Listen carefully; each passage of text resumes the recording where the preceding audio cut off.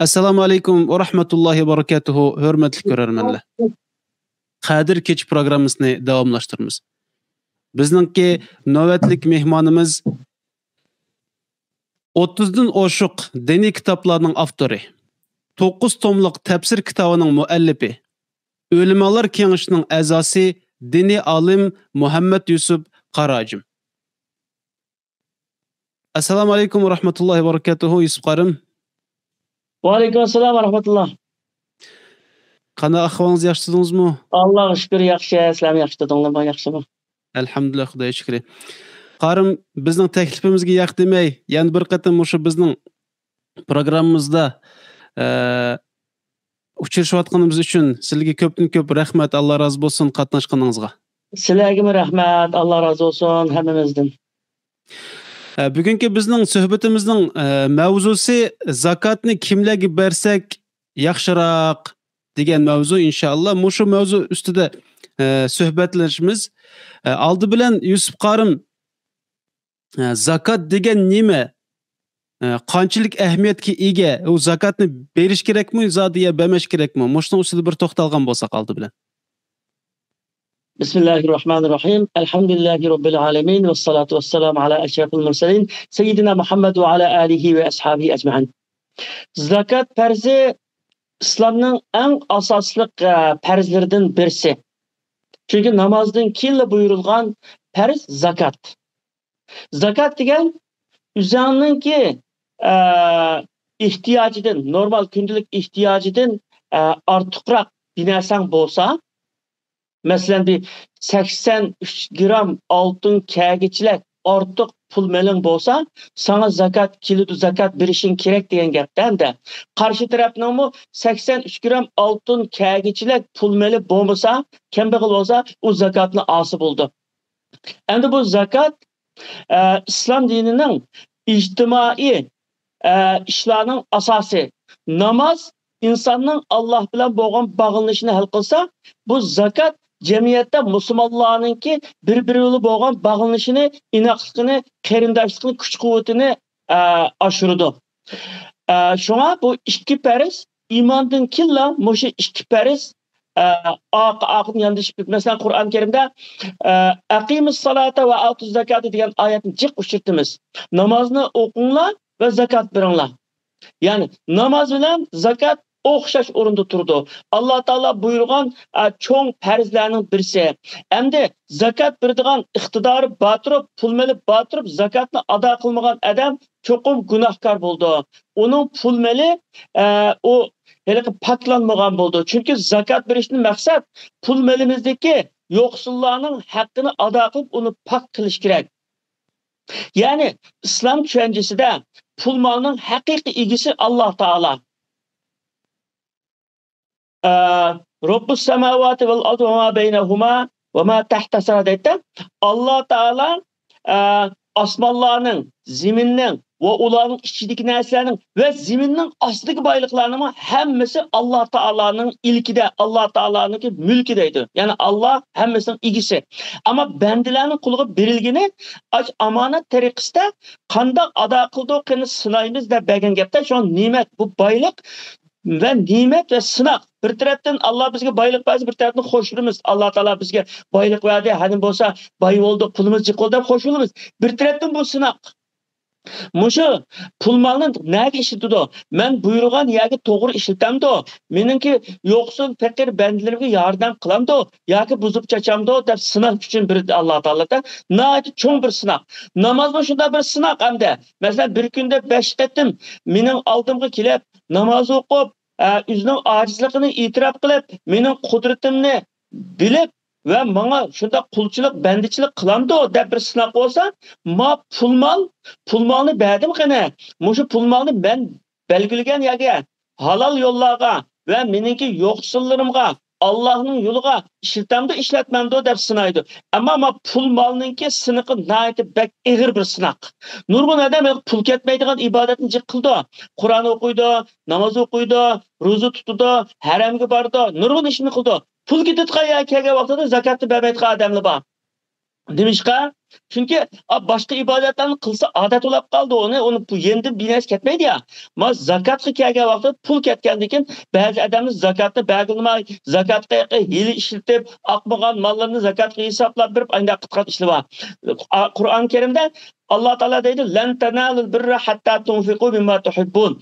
Ya'ni sizlar o'zingizlar yaxshi ko'rgan narsalarni Allohning yo'lida chiqim qilmoqcha yaxshilikqa, ya'ni jannatga erisha olmaysan deydi-da. Hele yancıqımızda qep qalgan milishni, anelqi aqmagan mallarni, ishib qalgan tamoqni, ko'nrab qalgan kiyimni bunda berganning foydasi yo'q andocha.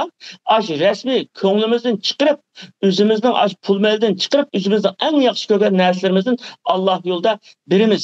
Shu chaqda bu zakat ado bo'ldi. Zakat bu islomningki asosliq ibodatlardan, asosliq tüyrik xarakterlik İki tane çoğun ibadetin biri. Biri namaz olsa, namaz Allah'ı bendini bağlap dursa, zakat Müslümanlarını birbiri bilen bağlap durur. Qanday bağlap durdu? Çünkü cemiyetteki kul ilkide ba adamlar, kul ilkide yok, yemek içmeki yok, yetişmeydiğen ve kiyim kichigi yetishmaydigan, balalarni o'qitishga puli yetishmaydigan, doktorga davolanishga puli yetishmaydigan, bunday kishilarga yordam qilish orqali bu musulmonlar Qur'on Karimga innamal mu'minun ikhwatun, musulmonlar haqiqatan qarindoshlardir deganni amaliyotda ro'yobga chiqirdi ma'noda. Ya'ni beshini silab, kambag'allarga berib, ehtiyojli kishilarning ehtiyojini hal qilib, bir musulmonlik o'zining qarindoshlik burchini bu zakat orqali ado qildi. Ham zakatni musulmonlar joyida biritgan bo'lsa, musulmon mamlakatida, musulmon jamiyatida kambag'al odam qolmaydi deydi. Chunki nurg'un ba'zi odamlar notijiq pul bo'libdi hamda milliard pullar bor odamlar. Masalan, shu milliard pul bor odam zakatni aşı %2,5%dan, ya'ni 40dan birini ayni ayıradigan bo'lsa, nurg'un odamning masalasi hal bo'lib, uy yo'q odamlar uylik bo'lib qolib, ish yo'q odamlar ish bo'lib qolib, nurg'un shu islom da'vatida qilinmagan ishlar ro'yobga chiqadi. Bu nimaning zakatning qanchalik ahamiyatli ekanligini tushunyapmiz maşallah. Haqiqatan shu jamiyatning ichidagi problemalarni yechadigan, bir tamponlikni saqlaydigan ibodat ekanligini tushunyapman. Durustmi? To'g'ri, shunday.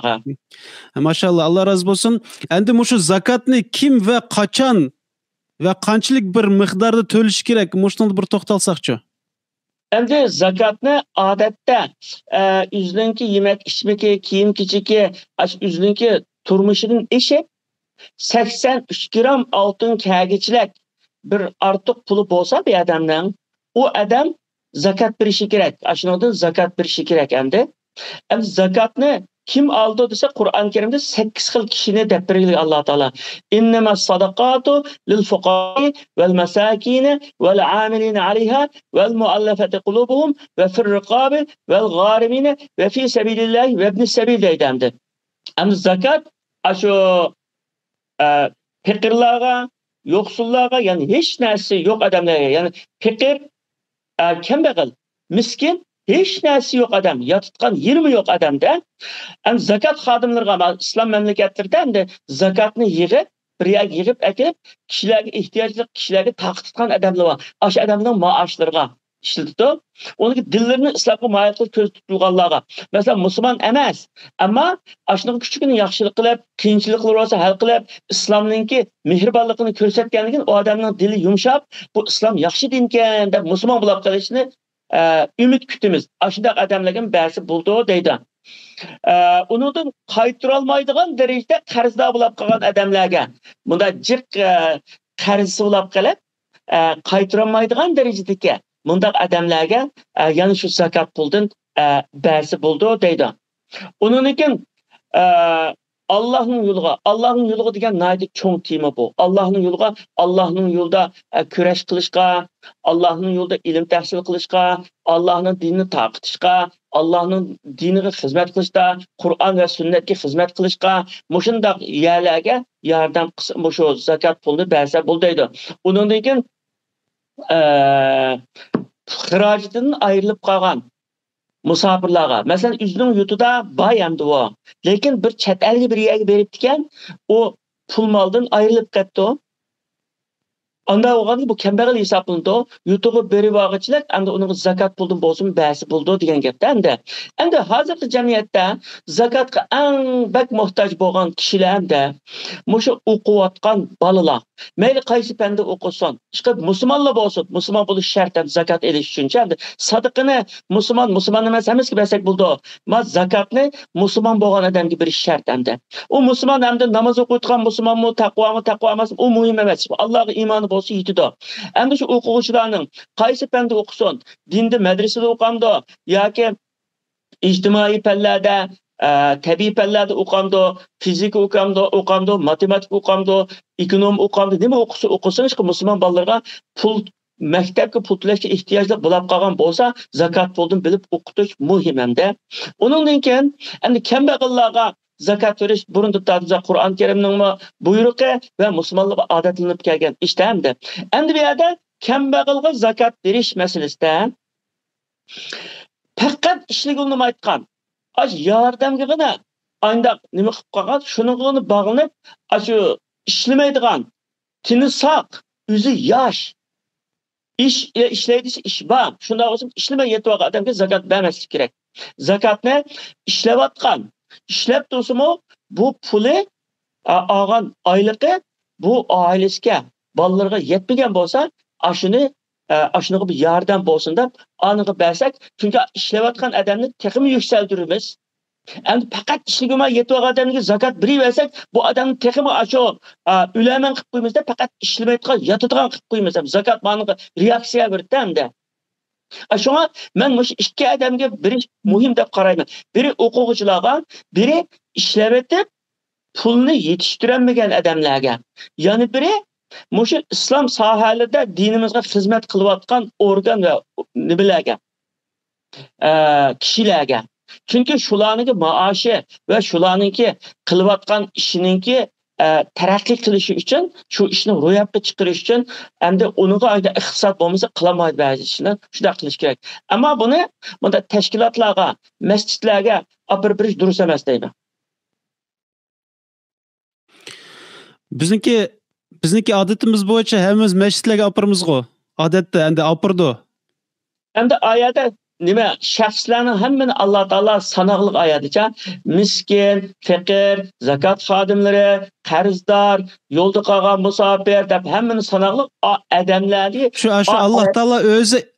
Alloh taolo o'zi bekitib qo'ygan tizimmi shu vaqtida? Shu tizim 8 turli kishini tizimlab qilib qo'yganligimda. Endi masjidga opirishdagi gap zakotning kimga tegishli ekanligini bilmaydi nurg'un odamda, kambag'alni topolmaydi nurg'un odamlar. Haqiqiy bu da zakotga ehtiyojli bo'lgan odamni topolmagandan masjidda imom jamoatni bak biladi-da. Jamoatninki boyni, kambag'alni, urug'ni, semizni, yaxshisini, yomonni hammani bak biladi imom. Bilgandan keyin mushu pulni biz sizga akib bersak, ehtiyojli kishilarga yetkazib bersangiz deb akib beradi uni. Ammo mashning ishlarini ishlating deb akib bermaydi uni. Mashning ishlariga yoki jamiyatlarning ishlariga ya bu yerga zakot pulni ishlasa bo'lmaydi asli. Shu shaxslarga berish kerak. Demak, ashlarning qatorida shu 8 turlik odamning ichida eng afzalroq, shu haqligiroq, shu zakotning pulini olgan shu taliblar deb atamiz shu vaqtida. Taliblar, o'quvchilar, mayli o taliblar dini o'qigan bo'lsin, mayli fanni o'qigan bo'lsin, nerede o'qisin, ishqa bir musulmon bolasiningki o'qib bilim elishi bizning kelajagimizningki mevasi. Biz bu shu yoshlarimizga, bularmi bizningki Uyg'ur qarindoshlarimizni o'qishga qiziqtirish, qiyinchilik tatib qilib, o'qishni voz kechgil qo'yganlarga voz kechmay, yo'lingizni biz tepirimiz, o'qing. Yuqorigacha o'qing deb ayndaq nima qilishimiz naytibak muhimda, ham diniy va milliy jihatdan bizning burchimiz ularni ayndaq yetishtirishcha, ashuni beshini silash. Chunki biz ularga shunday qilib qo'ysak, o'qitib qo'ysak, ular keyin ulumi shunday boshqalarni yana yordam qildi, boshqalarni o'qitdi, boshqalarga foydasi bo'ldi. Abi ishlayotib puli yetmaganlarga biz yordam qilib qo'ysak, shu yordamni elib o'zini ishlab turmushini texmi yaxshi qildi. Keyin bolalari o'zi boy bo'lganda, texmi yaxshi bo'lganda bizga mushunda chaqda yordam qilganda kishilar, bizga o'xshash kambag'allarga burunqiday biz kambag'al holatimizdagi vaqtlardagi kishilarga yordam qilaylik deydi. Ammo faqat ishligi demay, ay zakat yordamgina ayda shu eslib olib yetib olgan odamlarga yordamni qilaversa, bu odamlarningki faqat bu boyulab qolmaydi endi u. Har Tayattap bo'ldi. Ya tayattap bo'ldi. Endi bu zakat ularga reaksiya berdi. Endi yana bir nima bor masalan. Endi bu shu jiq bir pulni yig'ib faqat uysiz qolib qolgan bir odam bo'ldi-da. Uysiz qolib qolganda bir qancha odamni uylik qilib qo'ysa, bir qatimliq uylik qilib qo'ysa, undan keyin tamam bo'ldi, undan keyin ishlab nima qilib ayda o'zining turmushini qilsa bo'ladi endi. Ammo faqat bu zakatga yordamga aşınığına qarab qalğan mundaq adamlarni bu zakat texmi o'rin qilsa, biz uni yaxshilik qilamiz deb ziyon yetkazib qo'ygan bo'lamiz o qarindoshlarımizga endi. Endi bizning meyda Qozog'istonda ba'zi bir o'rinlar bor, nimalarga tulxotilarga beg'ishlanganchu. Ajrashib ketgan bo'lishi mumkin yoki bo'lmasa tul qolgan bo'lishi mumkin bolalar bilan. Ashlarga atayin bir nimalar yotoqxonalar selingan yerlar borchu. Shundaq yerlarga masalan zakat berilsa, qanchalik durust? Endi aşağıya berishda ashuni aniqlab endi bu haqiqiy shularga takkizmadi. Masalan shu to'liq xotin deymiz, ushaq bolalar qolgan, yo'ldoshidan ayirib qolgan, bunda bo'lganda shu bolalarni o'qitish, shu bolalarni yetishtirish uchun iqtisodga ehtiyoj ehtiyojli bo'lgandan keyin ularga durust bo'ldi. Yana bir to'liq xotinlar bo'ldi, masalan, shu Istanbulda bu angladik endi agtakil odam aytgan, agtaksam men yordamda men qilib qolaman deyotgancha endi buluni bunda qilib qo'ysak bu yordamligini yapmayda cho'ng nima, shuni ularla kun kechiradigan hamda faqat bir tirishmaydigan. Çünkü Allah Teala biz insonlarni ishlashga tirishishga, harakat qilishga buyurgan va shunda qilib yaratgancha inson degan shu ya ayyuhal inson innaka kadihun ila rabbika famulaqi dedi. Ey inson, sen ay Rabbinga uchrashgan kunga qadar tirishsan, ishlaysan, jafo tortsan dedi. İnsanın xarakteri bu. Ama bu faqat insonlarni yotadigan qilib qo'ysang, insonning xarakterini o'zgartirayotgan bo'lamiz ya o chaqda hamda. Shunga haqiqiy ehtiyojli bo'lganni ashunda bo'lib aniqlab berish kerak buni. Chunki Qur'on zakat to'g'risida kelgan oyatlar bu u'tuz zakat demaylik. U'tuz zakat birimli degan gap. Atuz zakat deydi. Atuz zakat degani zakatni ado qilish degan qanday bo'ldi? U odamni aniqlab zakatga haqliqmi, haqliq emasmi, tegishlikmi, tegishlik emasmi? Ashuni aniqlab berish kerak endi. Pulni endi o chiqarib olsammi bo'ldi, zakat chiqarib olsammi bo'ldi degan hisob emas. Joyiga yetkazish shart ma'noda. Joyiga yetkazolmasak, yana zakat ado bo'lmay qoldi. Demek shu zakat beradigan odammi kichkinam g'ayrat ko'rsatib, shu pulni qayerga ketib qolganligini qarab tadqiqlash kerak ekanda. Albatta shuni bilish kerak. Men ba'zi kishilardan angladim. Yillarcha men bir yerga zakat berib o'tatdim, qarasam ular ayda turmush nihoyat yaxshi ekan va uqmabdi ekanman, keyin buni aniqlayotgan bo'ldim dedi. Qozog'istonda masalancha. Endi buni aniqlab bilishgan. Shunga Alloh taolo Qur'on Karimda atuz zakat degan shu ado qiling deganda ado qilish degan shu haqliq bo'lgan kishiga birib ado qilish, biribla qo'yish emas hamda. Shunga biroz tirishchilik ko'rsatishi kerak bir ihtimolda. Maşallah. Yusuf qarim Allah razı bo'lsin, haqiqatan durust gap qildingiz. Haqiqatan shu bizning yosh bolalarimiz o'qiyotgan taliblarimiz inshaalloh mushu zakatlardan foydalanib inshaalloh yaxshi o'qib, o'qishlarini tugatib keladigan bo'lsa, albatta bir yaxshi natijasi bo'ldi biz uchun inshaalloh. Bizning Uyg'ur millatining kelajagi uchun inshaalloh, bizning dinimiz uchun inshaalloh bir yaxshi foydasi tegadi inshaalloh. Agar boshqa yerlarga beriladigan bo'lsa, ya'ni muhtoj bo'lsin, masalan muhtoj bo'lsa-mu, biroq foydasi chiqmaydigan ba'zi bir kishilar bor. Boyaqindagi siz dedingiz qo'yliqi. Zakatni oldi, yeydi, biroq tirishchanlik qilmaydi, alg'a ilgirilmaydi. Demak, u kishiga zakat basi bo'ldi, biroq uningdan bir kelajakda bir foyda chiqmaydi. Shundaq demak shundaq Ashundoq. Endi biz bular muhojiratga Uyg'urlar biz shu qarindoshlarimizning beshini bas silishimiz kerak. Masalan, bunda yezilg'i berib, masalan, bir mahallalarga berib, kishilarning ahvollarini o'qib, masalan, yigit yoshlarni o'qildi, imomlarni o'qildi, jamoatning cho'ng odamlarni o'qildi, aniqlab shuni rasmiy haqiqatan ehtiyojli bo'lib qolgan va o'qishga oliy maktablik o'qishga tushamagan yoki maktabga to'layotgan pulni to'layolmay, yarim kun o'qib, yarim kun ishlashga majburlab qilgan. Ammo aqlli, tirishchan, o'qish arzusi bor. Mushunda qarindoshlarni qat'iy tashlatmaslik kerak deb, buni oxirgacha pechini silab, mushuni biz yetishtirsak, bu bizningki dinimizga va millatimizga yaxshi bir ish qilgan bo'lib qolamiz-da, hamda natijasini ko'ramiz buni.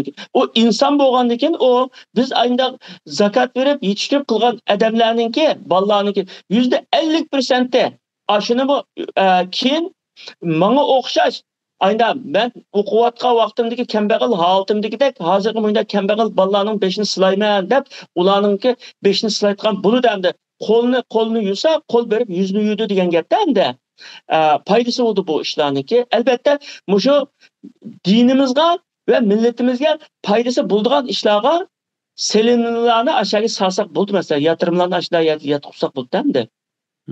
Maşallah Yusuf Qarim, Allah razı olsun. Shundaq tafsirli tushuntirib berdingiz bu savolning javobini. Endi buni zakatdan bosh tortganlik, zakat bermaslik qanchalik gunoh va uning jazosi qanday bo'ldi? Endi bu zakatni o nayda qo'rqinchli bir oyat var bu chog'da. Alloh taolo deydi: "Vallazina yaknizuna az-zahaba wal-fiddata wa la yunfiqunaha fabashshirhum bi'azabin alim. Yawma yuhma 'alayha fi nar jahannam fatukwa biha jibahuhum ve junubuhum ve zuhuruhum haza ma kanaztum fazuqu ma kuntum taknizun" deydi. Pulni batırıp aşı zakatni bermey, Allah buyurgan zakatni bermey, aşında qilgan adamga ahiretki qattiq azaptan xabar bergin. Ularninki aşı pişanilari, yanlari, andin dumbilari aşı neliqi dağlını deydi, dağlıqı kiyimni dasmallagan dasmal var ya, aşını da şunu dasmallab, aşıda nima qilinadi deydi, nayt qattiq azaplanadi deydi. Nimishqa deganda bu Allah Taolani biz dedik. Bu mal mülk, qulimizdagi bizningki biz o'zimiz, bizning tan salomatligimiz, bizdagi ilm, bizdagi pul, bizdagi hamma narsa Allohning. Allah Taolo berdi, biz yo'q, biz hech nima tulmadik-ku bunga hayotga. Hiç mi tülemedik? Hazır bu dünyada tok pulu tüleymiz, gaz pulu tüleymiz, su pulu tüleymiz. Hatta belki maşını kapkoysak maşının ki parktan pulunu tüleymiz ama hemen ersin pulunu tüleymiz. Lekin biz Allah Teala'nın şu sansız nimetlerine, Allah Teala bergen pul malga, Allah Teala bizge ata kılgan öyge, aşılaga biz Allah Teala'ga hiç mi tülemedik? Çünkü bizim Allah bana tülügün demeydi o, tülemegin. Bırak mening bendilerime yardım kılgın. Sen bana yaxşılık, ben sana yaxşılık kılgandek, mening bendilerimga yaxşılık kılgan deydi. Hem de o zakat pul malı batırıp zakatını bermey besip yetip algan adam Allah Teala karşı çıkan bulutda. Tamam bu seninki emas, meninki bu. Üzem işlep taptım. Qarun nim degan aynan. Ben üzem işlep taptım bu da. Üzemninki degan. Şuna degan Allah Teala onu pul malı bilan billa yerga patırvatkan. Hemeden bildi bu Qarun'un kıssasını. Bilmeydikanlı bolsa, YouTube'dan istisi buldu Qarun'unki hikayesine. Şu zakatını beğenmegenlik üçün Allah Teala onu aşı yerge patırvatkan. Hem de bu dünyada hazır yerge patırvetiş cezası olması mı? Onun başka nurgun cezası oldu mesela. Rekruterlar buldu, oğrular buldu, karakçılar buldu. Allah'a beğenmegende karakçılar elip ekidi mesela. Hem de pulmanını berip, kişilerini yaxşılık kılıp, kişilerin yaxşı duasını elip, Allah'a şükür kılıp yaşayan baylar şunda hatırlayacağım, şunda yaxşı yaşaydı, baylığın netice hessi aşıdı, kişilerin arasındaki hürmetimi aşıdı, Allah Teala'nın dergahideki onun kıymetimi aşıdı, ahirette mükafatını gördü, şu dünyada onun baylığı nevre çevreleri kayıp kalıdı. Fakat berme için tutuvagan, ya üzem işlep tapqantım bunun hiç kimden hakkı yok diye dep turuvagan baylarınki nurgun tragediyalarını anıldık biz ya. Ula bir günün içinde kembag'allab qoldi adam. Bir günün içinde hemmesi yo'qolib ketdi. Kembag'allab qoldi. Çünkü Allah xolis hammani birla vaqtda evoldi o. Mesela şu Türkiye'de yer tevreş oldu 11 viloyatda. Aşı her imaratları var. Her nimeleri var. Zavutlar var, fabrikalar var adam. Bir kişinin içinde şu 45 saniyelik hem de sekundluk bulaptı mı? 45 minutluk mu ya ki şu nime? Aşı yer tevreş mesela. Aşı yer tevreşte aşı hemmedin kuruk kelip aşı tamak taqtitqa yerlerde qaçısını akilib o'chratda turib aşı deppaga bo'ladi. Men mushunda baydım. Bir minutning ichida men mushu holga kelib qoldim degan bor. Alloh hammaga qodir ashuna qilsa unda qilib oladi. Ammo 1 minutning ichida bay qilsam qilib oladi. 1 minutning ichida hech nima yo'q, namrat qilsam qilib oladi. Shunga Alloh bergan ne'matni bu mening emas, Allohning bu. Men Allohninki bergan ne'matini shukrisini qilib va mushu joyida ishlatib joyiga yetkizgicha degan ishonchi bilan, shu e'tiqod bilan shunda qilgan mu'min bu dunyoda ham, oxiratda ham naytibak hurmatli bo'ldi. Bu dunyoning azoblaridan, oxiratning azoblaridan qutulib qoladi hamda. Maşallah. Hakikaten mi şu pınsıqlık qilgan adam, şu Qur'onda deyildi-ku, "Men yebxal fa innama yebxalu ala nafsi." Kim pınsıqlık qilgan bo'lsa, o'z-o'ziga qilgan bo'ldi degan oyat bor ekan Qur'on Karimda. Albatta. O'zining ziyniga fisqlik qilgan adam. O tarixning yakuni bu. Masalan, mushu bexillik qilib insonlar o'z vaqtida pulmalarga bexillik qilgandan keyin pulmaldimi be qimmatlik vatani, uning boshqa nurg'un binosini qurib qolgan ishlar bor. Masalan. Ha maşallah, Allah razı olsun Yusuf Qarım, shunday yaxshi suhbat bo'ldi. Shunday tafsirli so'zlab berdingiz. Vaqtingizni bo'lib hozirgi kunlarda sizlar aldira shunday bo'lsa-mu, vaqtingizni bo'lib efirga chiqib berdingiz. Sizga ko'p rahmat. Alloh taolo razı olsun. Allah razı olsun. Rahmat. Sizlarga rahmat. Mushu fursatni berganingizga, mushu da'vat ishlaringizga Alloh taolo sizlarga ko'plab ajr bersin, kuch-quvvat bersin. Bu ishlarni texmi muvaffaqiyatli qilg'ili nasib qilsin Alloh. Amin, amin.